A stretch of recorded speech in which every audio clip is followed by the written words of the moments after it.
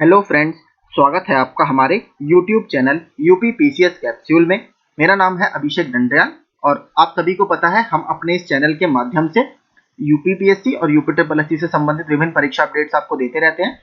और UP triple SC की जो वन दरोगा की मुख्य परीक्षा है उसके सिलेबस को हम कवर कर रहे हैं। उसी संबंध में हम यूपी ट्रिपल एससी की जो बुक आई है यूथ कंपटीशन टाइम्स की वन दरोगा के लिए, उसके प्रैक्टिस सेट्स को अपने इस वीडियो के माध्यम से कवर करा रहे हैं। इससे पहले मैं इसमें 6 प्रैक्टिस सेट कवर करा चुका हूं और आज हम इसका 7वां प्रैक्टिस सेट देखेंगे। तो अगर आपने अभी तक हमारा चैनल सब्सक्राइब नहीं किया है तो प्लीज इसको सब्सक्राइब कर लें। इसके अलावा रेगुलर वन दरोगा से संबंधित क्विज के लिए और करंट अफेयर्स के लिए आप हमारा टेलीग्राम ग्रुप ज्वाइन कर सकते हैं। वहां पर हम आपको अपने सारे वीडियोस के फ्री पीडीएफ प्रोवाइड करा रहे हैं और वन दरोगा से संबंधित क्विज जितने भी है वहां पर हम पोस्ट कर रहे हैं, जिसको आप सॉल्व कर अपनी तैयारी को चेक कर सकते हैं। तो चलिए शुरू करते हैं। पहला प्रश्न है, जलवायु परिवर्तन पर संयुक्त राष्ट्र संघ का कन्वेंशन ढांचा यानी यूएनएफसीसीसी किससे संबंधित है? तो ये संबंधित हमारा जो ग्रीन हाउस गैसेज है उसके उत्सर्जन में कमी से संबंधित है। कार्बन डाइऑक्साइड बेसिकली ये भी ग्रीन हाउस गैस ही है, तो ये वाला जो ऑप्शन है ये ज्यादा अप्रोप्रिएट है क्योंकि ये एक बड़ा केवल कार्बन डाइऑक्साइड से संबंधित नहीं है। जितनी भी ग्रीन हाउस गैसेज है जिसमें नाइट्रस ऑक्साइड आती है, कार्बन डाइऑक्साइड आती है, मीथेन आती है, इन सबसे ये संबंधित है। तो ऑप्शन डी इसमें सही उत्तर होगा। निम्नलिखित में से कौन मानव जनित जीवोम का एक उदाहरण है यानी बायोम का, कौन सा ह्यूमन मेड बायोम का इसमें उदाहरण है? तो इसमें जो फसली भूमि है या क्रॉप लैंड्स होते हैं ये आपका मानव जनित बायोम का एक उदाहरण है। ऑप्शन डी माफ कीजिएगा। मानस जैव आरक्षित क्षेत्र या बायोस्फीयर रिजर्व भारत के निम्नलिखित में से राज्यों में से किसमें अवस्थित है? तो ये भारत के असम राज्य में अवस्थित है। वहां पर एक और बहुत फेमस है नेशनल पार्क आपका काजीरंगा। ठीक है, आगे ओडिशा में भी एक बहुत फेमस बायोस्फीयर रिजर्व है जिसका नाम है सिमलीपाल। ठीक है, ये भी एक बहुत फेमस बायोस्फीयर रिजर्व है। केरल में तो आप सभी को पता है शांत घाटी या साइलेंट वैली बायोस्फीयर रिजर्व है। भारत में टोटल 18 बायोस्फीयर रिजर्व है, ये मैं आपको कई बार बता चुका हूं, जिसमें से 12 यूनेस्को के world network of biosphere reserve में शामिल है।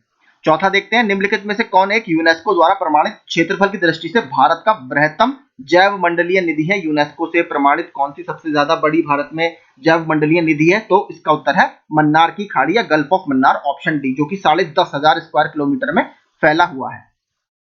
ठीक है, इसके बाद आपका सुंदरवन है जो कि लगभग 9,630 स्क्वायर किलोमीटर में फैला हुआ है। तो ये दो सबसे बड़े हैं, सबसे पहला है मन्नार की खाड़ी, दूसरा सुंदरवन। निम्नलिखित में से कौन कृत्रिम पारिस्थितिकी तंत्र है? ये देखिए फिर वही रिपीटेड प्रश्न है, जो धान का खेत है ये कृत्रिम पारिस्थितिकी तंत्र है, ऑप्शन ए। निम्नलिखित में से कौन सा या कौन से पृथ्वी ग्रह पर कार्बन चक्र में कार्बन डाइऑक्साइड का योगदान करते हैं यानी कि प्रक्रियाओं से पर्यावरण में कार्बन डाइऑक्साइड का एडिशन होता है? तो देखिए, बात करें प्रकाश संश्लेषण से कोई एडिशन नहीं होता, इससे तो ऑक्सीजन रिलीज होती है। तीसरा गलत है, तो 1, 2 और 4 ये इसका सही उत्तर होगा, ऑप्शन सी छठे का। सातवां देखते हैं, निम्नलिखित में से किस पारिस्थितिक तंत्र में पौधों का जैविक पदार्थ अधिकतम है या बायोमास जो है वो अधिकतम है? कौन से पारिस्थितिक तंत्र में? तो उष्णकटिबंधीय वर्षा वनों में, जो कि आपके भूमध्य रेखा से 10 डिग्री नॉर्थ और 10 डिग्री साउथ तक पाए जाते हैं। ठीक है, ये आपकी इक्वेटर है या भूमध्य रेखा है, यहाँ पर आपके उष्णकटिबंधीय वर्षा वन हमें देखने के लिए मिलते हैं। सबसे फेमस कौन से हैं? अमेजन के वर्षा वन। पारिस्थितिक तंत्र में तत्वों के चक्रण को क्या कहते हैं? बार बार तीसरी चौथी बार में प्रश्न करा रहा हूं। बायोजियोकेमिकल साइकिल या जैव भू रासायनिक चक्र इसको बोला जाता है। नवा देखते हैं, घास स्थलों में वृक्ष पारिस्थितिकी अनुक्रमण या इकोलॉजिकल सक्सेशन के अंश के रूप में किन कारणों से घास को प्रतिस्थापित नहीं करते? देखिए, वहां पर पेड़ तो होते हैं किसी भी ग्रासलैंड में, लेकिन वो कभी भी जो एक तरह से घास को रिप्लेस नहीं कर पाते, क्योंकि देखिए पहला होता है वहां पर पानी की लिमिट होती है, जो बेसिकली घास के स्थल होंगे आपको थोड़े से ड्राई एरिया में देखने के लिए मिलेंगे। दूसरा, यहाँ पर वनाग्नि की घटनाएं भी काफी होती हैं जिसकी वजह से पेड़ ज्यादातर नष्ट हो जाते हैं। तो ये दो इसमें सबसे बड़े कारण है, पहला जल की सीमाएं और आग के कारण। ठीक है, ऑप्शन सी। 10वां देखते हैं, किस किस साल कौन सा सही सुमेलित नहीं है? वन्य जीव संरक्षण अधिनियम बिल्कुल ठीक है 1972, पर्यावरण संरक्षण अधिनियम 1986, वन संरक्षण अधिनियम 1980 बिल्कुल ठीक है, जैव विविधता अधिनियम ये गलत है, ये सन 2002 में आया है। मैंने देखिए इससे संबंधित 2 क्विज अभी डाले हैं अपने टेलीग्राम ग्रुप में। जैव विविधता अधिनियम 2002 के अंतर्गत भारत में जैव विविधता विरासत स्थल घोषित किए जाते हैं। 2 विरासत स्थल अभी रिसेंटली घोषित किए गए हैं। एक है यायात्सो, ये एक झील है जो कि लद्दाख में स्थित है और ये लद्दाख का पहला जैव विविधता विरासत स्थल है। दूसरा तमिलनाडु में घोषित किया गया है और वो तमिलनाडु का पहला जैव विविधता विरासत स्थल है, उसका नाम है अरिट्टापट्टी। याद रखिएगा, अरिट्टापट्टी तमिलनाडु में और यायात्सो आपका लद्दाख में, दोनों ही एक केंद्र शासित प्रदेश का और एक राज्य का ये पहला जैव विविधता विरासत स्थल है, इसलिए आपके लिए काफी इंपॉर्टेंट है। और ये जैव विविधता अधिनियम सन 2002 के अंतर्गत ही घोषित किए जाते हैं। 11वां देखते हैं, भारत में राष्ट्रीय उद्यानों एवं वन्य जीव अभ्यारण्यों के संदर्भ में निम्नलिखित कथनों में से कौन सा या कौन से सही है? राष्ट्रीय उद्यानों की सबसे अधिक संख्या मध्य प्रदेश में, बिल्कुल ठीक है, 11 मध्य प्रदेश में देखने के लिए मिलते हैं। वन्य जीव अभ्यारण्यों की सबसे अधिक संख्या अंडमान निकोबार द्वीप समूह में है, बिल्कुल ठीक है, लगभग 96 आपको यहाँ पर देखने के लिए मिलते हैं। सेकंड रैंक आपकी महाराष्ट्र की है, ठीक है, 96 वन्य जीव अभ्यारण्य अंडमान निकोबार में मौजूद है। आगे देखते हैं 12वां, कौन सा सही सुमेलित नहीं है? बांदीपुर कर्नाटक बिल्कुल ठीक है, राजाजी उत्तराखंड बिल्कुल ठीक है, सिमलीपाल उड़ीसा बिल्कुल ठीक है, पिन वैली जम्मू कश्मीर में नहीं है, ये हिमाचल प्रदेश में स्थित है। जम्मू कश्मीर में कौन कौन सा फेमस है? सबसे फेमस आपका डाची गांव, जो कि किसके लिए फेमस है? हंगुल या कश्मीरी स्टैग या कश्मीरी हिरन के लिए फेमस है। जैव विविधता से भरपूर ग्रेट हिमालयन राष्ट्रीय उद्यान निम्नांकित में से किस राज्य केंद्र शासित प्रदेश में स्थित है?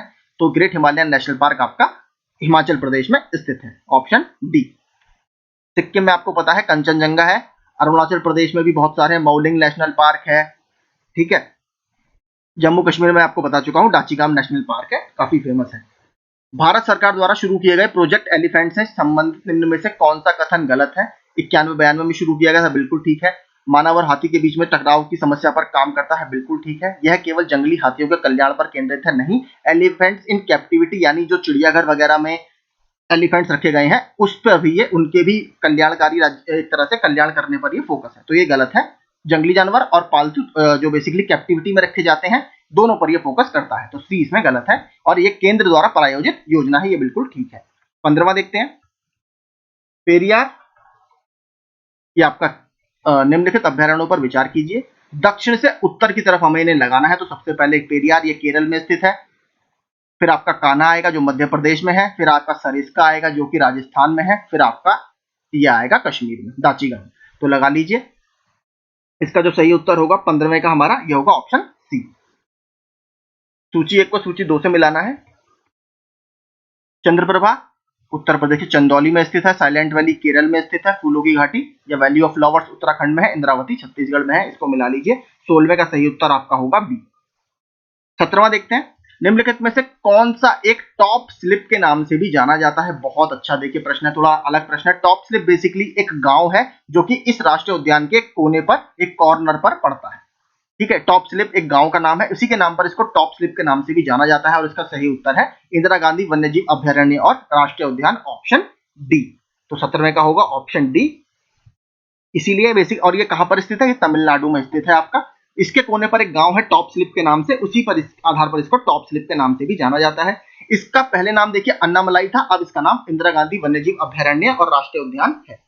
18वां देखते हैं, निम्न में से कौन सा एक बाघ के आंतरक मूल या क्रांतिक क्रिटिकल आवास के क्षेत्रफल के आधार पर भारत का सबसे बड़ा बाघ अभ्यारण्य है? तो देखिए टाइगर रिजर्व जो होते हैं उसमें मैंने आपको बताया था कोर एरिया होता है, फिर बफर एरिया होता है, फिर ट्रांजिशन एरिया होता है, इस तरीके से इसमें एरियाज होते हैं। तो उसके आधार पर ये पूछ रहा है सबसे बड़ा जो कोर एरिया है वो किसका है? तो वो नागार्जुन सागर श्रीशैलम टाइगर रिजर्व है आंध्र प्रदेश में, जो कि भारत का सबसे बड़ा टाइगर रिजर्व भी है। सबसे छोटे की अगर बात करें तो कौन सा है? सबसे छोटा जो है वो बोर टाइगर रिजर्व है, कहां पर? महाराष्ट्र में। सबसे बड़ा अगर वर्ल्ड का बात करें टाइगर रिजर्व तो कहां पर स्थित है? वो म्यांमार में स्थित है। इसकी लोकेशन आप देखिएगा, लोकेशन का नाम देखकर कमेंट बॉक्स में मुझे कमेंट कीजिए कि कौन सा टाइगर रिजर्व दुनिया में सबसे बड़ा है। लोकेशन मैंने आपको बता दी म्यांमार, उसका नाम क्या है वो मुझे आप सर्च करके बताइएगा। 19वां क्योटो प्रोटोकॉल संबंधित है ग्रीन हाउस गैसेस से, यानी आपका एक तरह से जलवायु परिवर्तन से, क्लाइमेट चेंज से संबंधित है। 19वें का होगा आपका ऑप्शन बी। कब साइन हुआ था? 1997 में। कब से प्रभावी हुआ है? 2005 से। 20वां वन कार्बन भागीदारी सुरक्षा या फॉरेस्ट कार्बन पार्टनरशिप फैसिलिटी के संदर्भ में निम्नलिखित में से कौन से कथन सही हैं? यह सरकारों, व्यवसायों, नागरिक समाज और देशी जनों यानी इंडिजिनस पीपल्स की एक वैश्विक भागीदारी है, ठीक है। और अगला देखते हैं स्टेटमेंट, यह धारणीय सस्टेनेबल वन प्रबंधन हेतु पर्यावरण अनुकूली, इको फ्रेंडली और जलवायु अनुकूलन यानी क्लाइमेट अडेप्टेशन प्रौद्योगिकियों के विकास के लिए वानिकी अनुसंधान में लगे विश्वविद्यालयों विशेष इंडिविजुअल वैज्ञानिकों तथा संस्थाओं द्वारा वित्तीय सहायता प्रदान करती है। यह देशों को उनके वनोन्मूलन और वन निम्नीकरण उत्सर्जन कम करने यानी reducing emissions from deforestation and forest degradation के प्रयासों में वित्तीय एवं तकनीकी सहायता प्रदान कर मदद करती है। तो देखिए इसका जो सही होगा वो होगा ऑप्शन सी।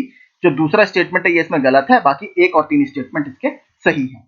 21वां देखते हैं, पर्यावरण अनुकूल उपभोक्ता उत्पादों को चिन्हित करने के लिए सरकार ने क्या प्रारंभ किया था? Eco mark. ठीक है, ये इको फ्रेंडली जो प्रोडक्ट होते हैं ये इको मार्क, सरकार ने इको मार्क स्कीम शुरू की थी, जो एनवायरमेंट फ्रेंडली या इको फ्रेंडली आपके प्रोडक्ट होते हैं। और ये कब शुरू किया गया था? सन 1991 में ये शुरू किया गया था, 1991 में। ठीक है, 21वें में होगा आपका ऑप्शन बी।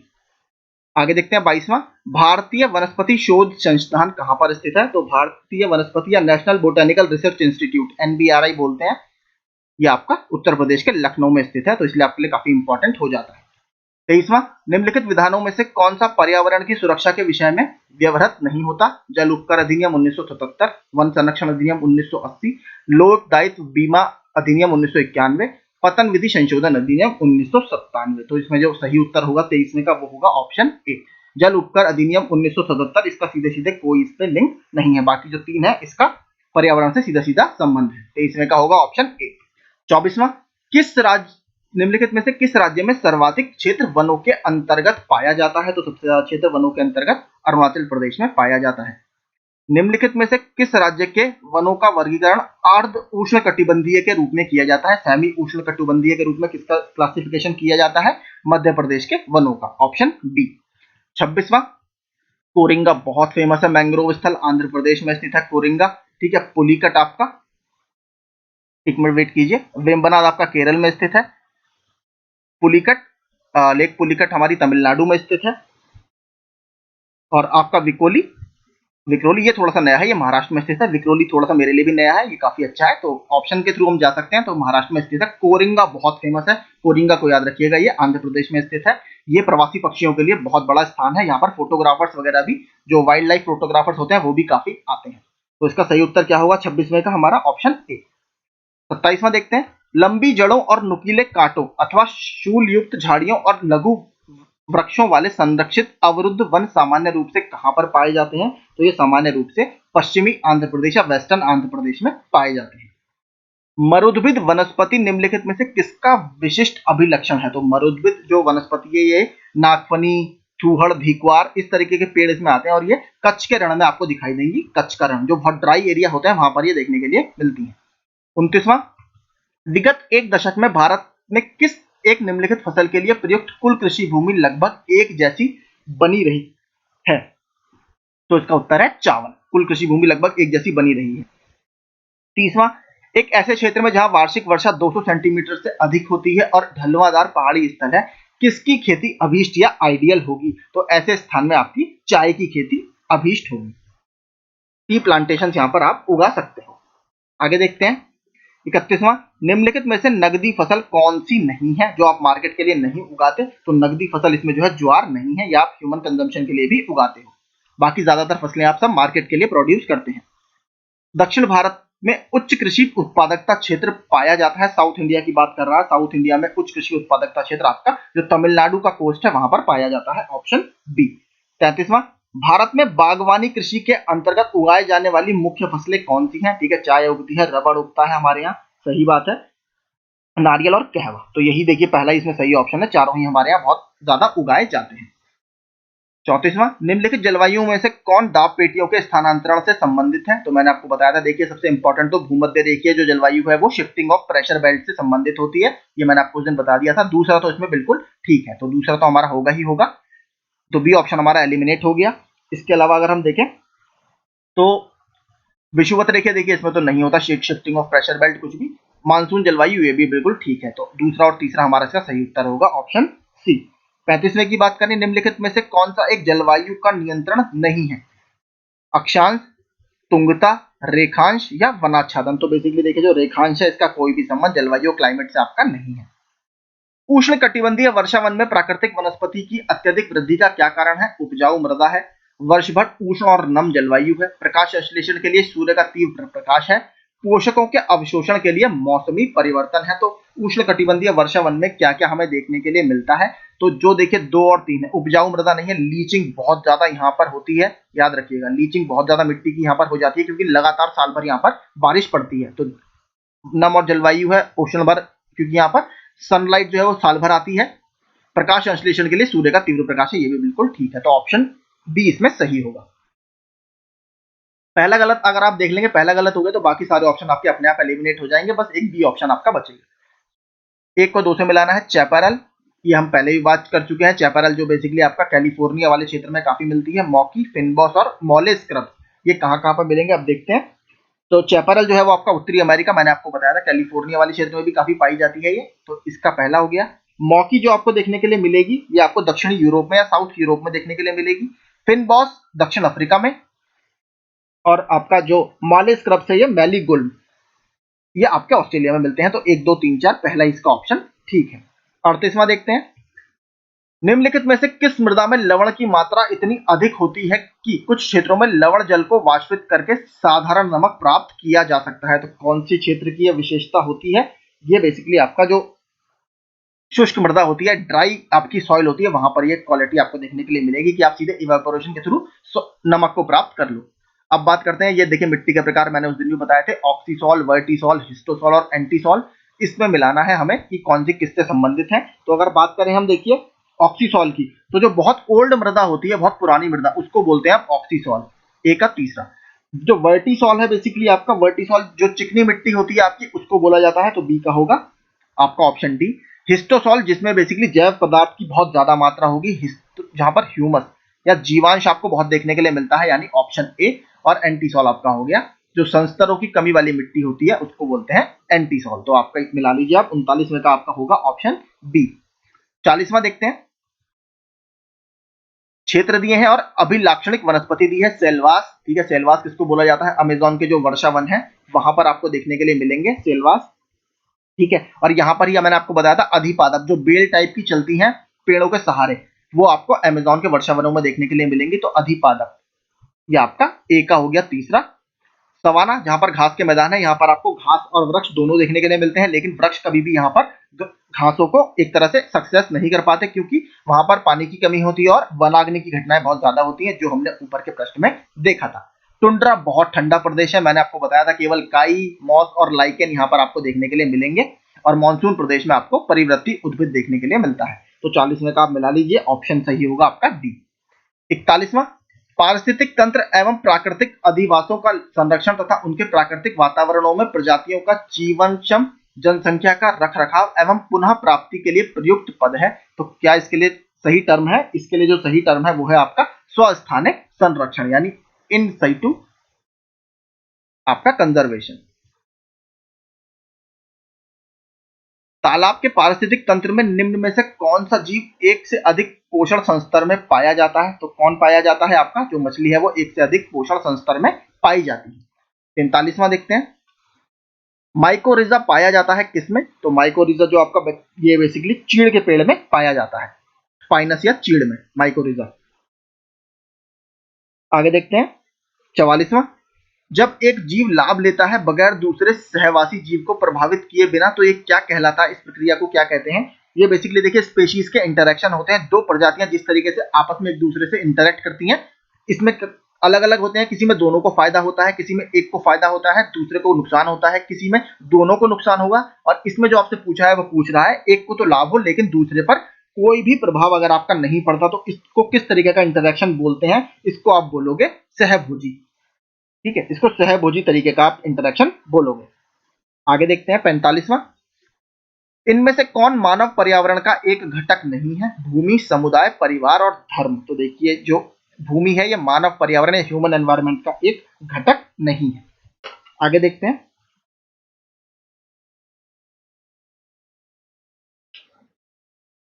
46वां, जल चक्र को नियंत्रित क्या करता है आपका। तो जल चक्र को जो नियंत्रित करता है आपका वो करते हैं वन। ठीक है, वाटर साइकिल को ये नियंत्रित करते हैं वन। 47वां, निम्नलिखित में से कौन अवसादी प्रकार का जैव भू रासायनिक चक्र है। अवसादी प्रकार का जैव भू रासायनिक चक्र आपका इनमें से कौन सा है, जो फास्फोरस एवं सल्फर का चक्र है वो आपका अवसादी प्रकार का जैव भू रासायनिक या बायोजियोकेमिकल साइकिल है, ऑप्शन डी। 48वां देखते हैं, संकटग्रस्त जंतु दैत्याकार पांडा या जायंट पांडा पाया जाता है, ये चीन में पाया जाता है। और जायंट पांडा मैं आपको बता चुका हूं, जो WWF है या world wild life fund for nature है, इसका ये मैस्कॉट है या शुभांकर है। इसकी स्थापना सन 1961 में की गई है और इसका मुख्यालय ग्लैंड स्विट्जरलैंड में स्थित है। आगे देखते हैं 49वां, जब ध्रुव से भूमध्य रेखा की ओर बढ़ते हैं, ध्रुव से पोल से भूमध्य रेखा की ओर आते हैं, तब जैव विविधता देखिए बढ़ती है। सबसे ज्यादा जैव विविधता हमें भूमध्य रेखा पर ही देखने के लिए मिलती है। जब भूमध्य रेखा से आप ध्रुवों की ओर जाते हैं तो वहां पर जैव विविधता आपकी घटने लगती है। तो इसका आंसर होगा 49वें का एक बढ़ती है। ये मैंने सुबह ही टेलीग्राम ग्रुप में भी अपना क्विज डाला है, तो रेगुलर क्विज के लिए प्लीज आप टेलीग्राम ग्रुप हमारा जरूर ज्वाइन कीजिए, आपको बहुत हेल्प करेगा जो बंदरगाह की मुख्य परीक्षा है उसमें। 50वां, वन्य जीवन संरक्षण के लिए राष्ट्रीय उपवन पार्क महत्वपूर्ण है। भारत में कौन सा राष्ट्रीय उपवन सबसे पुराना है? तो जिम कॉर्बेट सबसे पुराना है। 1936 में हेली नेशनल पार्क के रूप में इसकी स्थापना की गई थी और प्रोजेक्ट टाइगर के तहत 1973 में आने वाला सबसे पहला राष्ट्रीय उद्यान भी यही है। तो इसका होगा जिम कॉर्बेट नेशनल पार्क। आगे देखते हैं 51वां, पौधे द्वारा बनाए गए भोजन को क्या कहा जाता है? तो पौधे द्वारा बनाए गए भोजन को हम स्टार्च बोलते हैं। 52वां, वनों के महत्व के कारण है। तो वनों को बेसिकली क्या बोला जाता है? देखिए, वनों को आपने सुना होगा टर्म ग्रीन गोल्ड यूज इसके लिए किया जाता है, ग्रीन गोल्ड, ठीक है, क्योंकि ये बहुत ही वैल्यूएबल माने जाते हैं प्रकृति के लिए। जैसे गोल्ड की कीमत बहुत ज्यादा होती है, इसी तरीके से वनों को भी ग्रीन गोल्ड बोला जाता है। ले फार्मिंग बेसिकली वह फसलीय प्रणाली जिसमें खेतीहर फसलें चारागाही फसलों के साथ उसी खेत में वैकल्पिक रूप में उगाई जाती हैं, इसको आप ले फार्मिंग बोलते हो, ठीक है। ये भी प्रश्न पहले हम पिछले सेट में कर चुके हैं, तो उसका एक्सप्लेनेशन मैं वहां पर दे चुका हूं, ले फार्मिंग। आगे देखते हैं, वर्तमान में भारत की सर्वाधिक यांत्रिकीय खेती या फार्म मैकेनाइजेशन फसल कौन सी है जो सबसे ज्यादा यांत्रिकी की हेल्प से की जाती है? तो जो गेहूं है, ये सबसे ज्यादा आपका मैकेनाइज्ड फसल है। 55वां, निम्न में से कौन सी फसल गेहूं के साथ मिश्रित फसल या मिक्स क्रॉप के रूप में बोई जा सकती है? गेहूं के साथ, ठीक है, आपके में क्रॉप साइकिल सिलेबस में दिया हुआ है, तो गेहूं के साथ आप जो है वो सरसों को बो सकते हो। ये हमने देखिए पिछले उसमें भी देखा था कि एक फसलीय चक्र, द्विफसलीय चक्र, अगर आप पिछले साइड देखेंगे वहां पर भी गेहूं के साथ सरसों का एग्जाम्पल उन्होंने दिया हुआ था एक्सप्लेनेशन में, तो वो मैं आपको बता चुका हूं। 56वां, निम्न में से कौन सी खेती की पद्धति नहीं है? राजकीय खेती, सामूहिक खेती, सहकारी खेती और शुष्क खेती। तो इसमें से जो बेसिकली शुष्क खेती है, ये कोई खेती की पद्धति नहीं है। 57वां, वायु अपर्दन के दौरान मृदा कणों का उच्चतम संचलन होता है, किसके कारण? तो मृदा जो कण है उसका उच्चतम संचलन आपका सेल्टोटेशन इसको बोला जाता है, सेल्टोशन, यानी ऑप्शन बी उत्परिवर्तन, ठीक है, इसके कारण सबसे ज्यादा इसका संचलन होता है। भूक्षरण ज्यादातर इससे प्रभावित होता है, किससे? 58वें की अगर हम बात करें तो भूक्षरण सबसे ज्यादा जो है आपका वर्षा की तीव्रता से प्रभावित होता है। गेहूं में बौनेपन के लिए कौन सा जीन जिम्मेदार है? काफी अच्छा प्रश्न है। तो गेहूं में बौनेपन के लिए नॉरिन 10, ठीक है, ये जीन इसमें जिम्मेदार है। काफी देखिए इंपॉर्टेंट प्रश्न है, इस तरीके के प्रश्न अगर आएंगे तो आपको उसके लिए तैयार रहना चाहिए। नॉरिन 10 गेहूं में बोनेपन के लिए जिम्मेदार है। 60वां देखते हैं, नाफेड किससे संबंधित है? नाफेड मैं आपको बता चुका हूं, बेसिकली कृषि विपणन से ये संबंधित है। ऑप्शन सी, कृषि उत्पादों के विपणन से, ठीक है। इसके बारे में थोड़ा सा हम देख लेते हैं, काफी इंपॉर्टेंट ये संस्था है और इसका जो पूरा नाम है वो बेसिकली राष्ट्रीय कृषि सहकारी विपणन संघ लिमिटेड। ये भारत में कृषि उपज के लिए एक शीर्ष एजेंसी है और इसकी स्थापना आपकी 2 अक्टूबर 1958 को की गई थी, ठीक है, 2 अक्टूबर 1958 को की गई है। और ये आपका जो multi state cooperative society act होता है उसके तहत ये रजिस्टर्ड है, ठीक है, नाफेड। तो ये कृषि उत्पादों के मार्केटिंग या विपणन से संबंधित है। 61वां, निम्नलिखित में से एक भारतीय कृषि की विशेषता नहीं है? प्रकृति पर अधिक निर्भरता, उत्पादकता का निम्न स्तर, फसलों की विविधता और बड़े खेतों की प्रधानता। देखिए, तो सभी को पता है भारत में लगभग 80% से ज्यादा किसान जो है वो स्मॉल एंड मार्जिनल फार्मर्स हैं, ठीक है, जिसके पास 2 हेक्टेयर से भी कम की भूमि है। तो भूमि का जो जोत का जो साइज है हमारे यहाँ बहुत कम है, तो ये हमारे यहाँ नहीं मिलता। बड़े खेतों की प्रधानता भारत में देखने के लिए नहीं मिलती।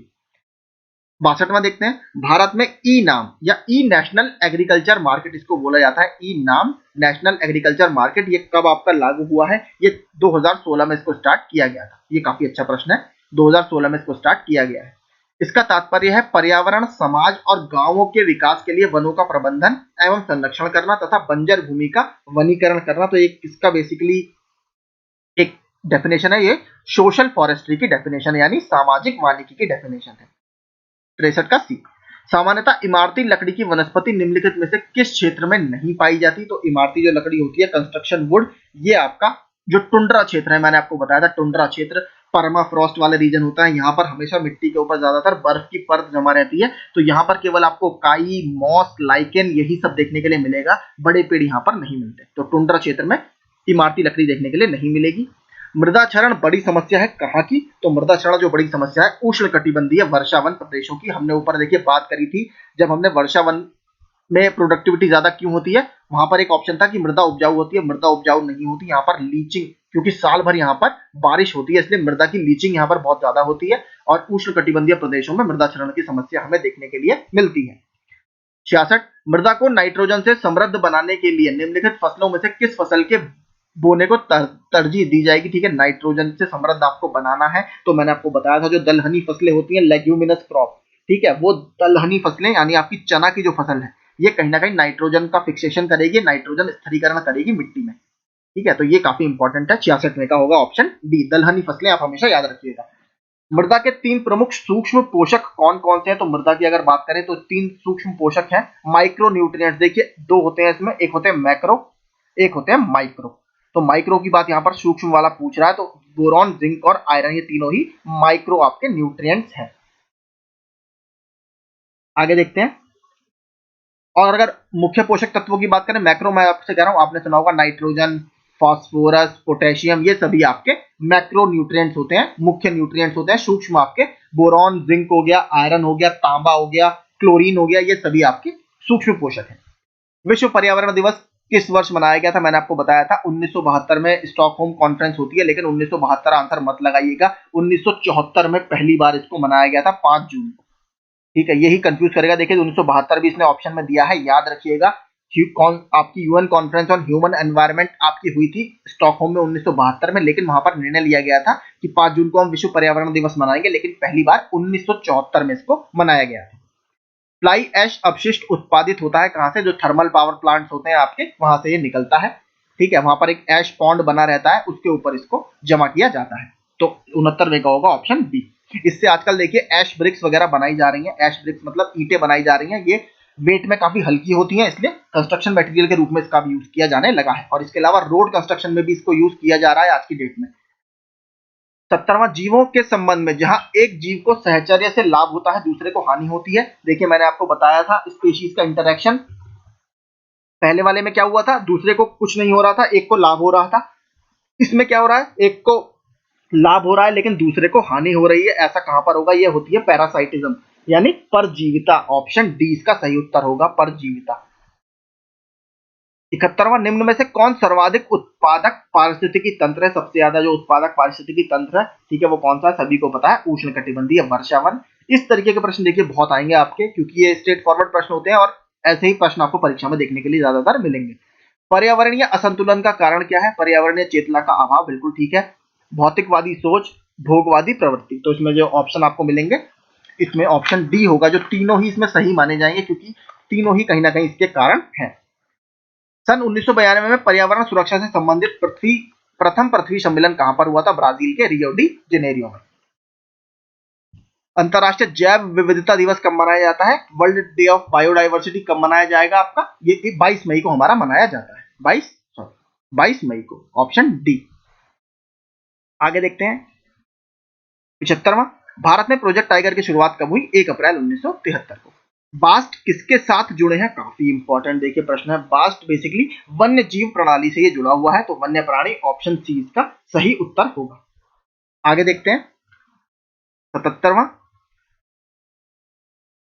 कान्हा राष्ट्रीय उद्यान भारत के किस राज्य में स्थित है? मध्य प्रदेश में स्थित है, सीधा सीधा प्रश्न है। पटसन का रेशा पटसन के पौधे के किस भाग से प्राप्त होता है? काफी अच्छा प्रश्न है। 78वें की अगर बात करें तो पटसन का रेशा हमें मिलता है बीज से, पत्ती से, फूल से या तने से, तो ये हमें मिलता है बेसिकली तने से या स्टेम से इंग्लिश में।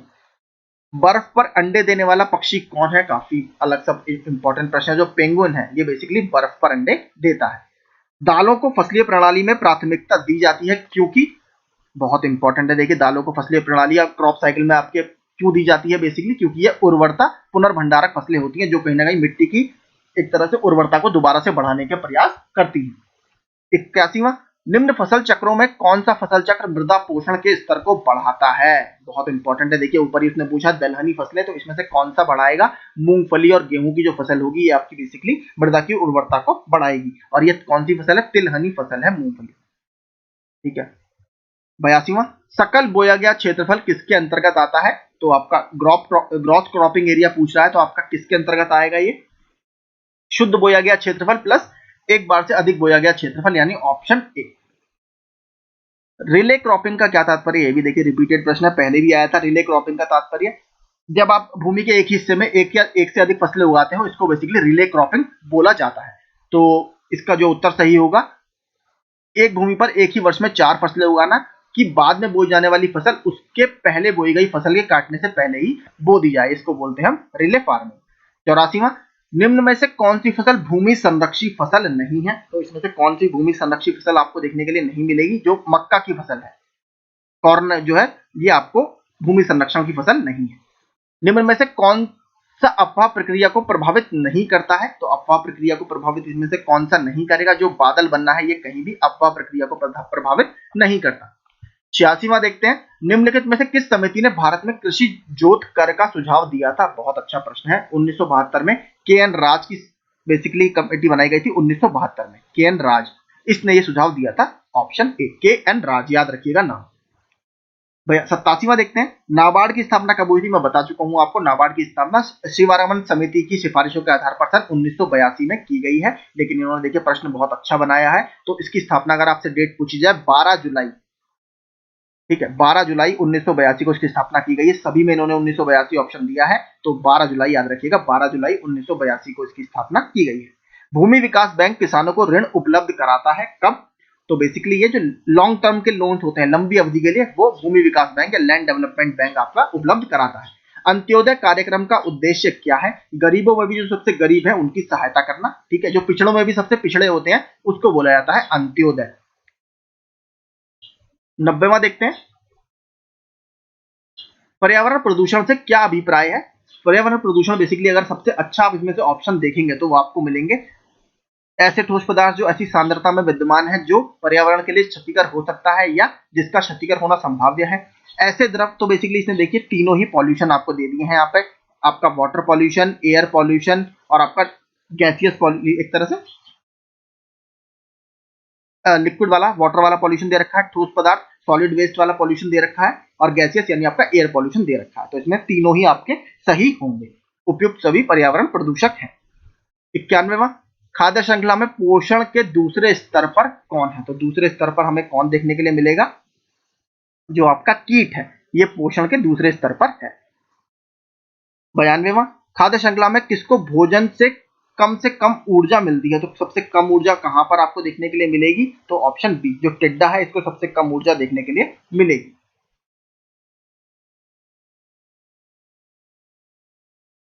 सॉरी, माफ कीजिएगा, टिड्डा नहीं, माफ कीजिएगा, सांप को, क्योंकि सांप सबसे टॉप में होता है, माफ कीजिएगा।